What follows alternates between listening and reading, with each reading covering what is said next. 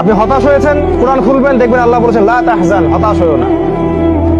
আপনি দারিদ্রতার ভয় করছেন, কোরআন খুলবেন, দেখবেন ওখানে লেখা আছে শয়তান তোমাদেরকে দারিদ্রতার ভয় দেখায়, আর আল্লাহ তোমাদেরকে প্রশস্ততা এবং সচ্ছলতার দিকে ডাকেন। তোমরা আল্লাহকে ভয় করো, শয়তানের অনুসরণ করো না।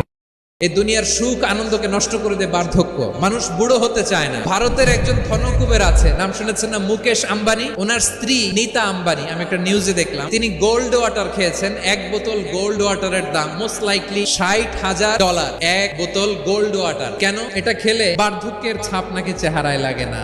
কিন্তু মানুষ যতই বয়স ধরে রাখতে চাক, এই দুনিয়ার জীবনে বয়সকে ধরে রাখা যাবে।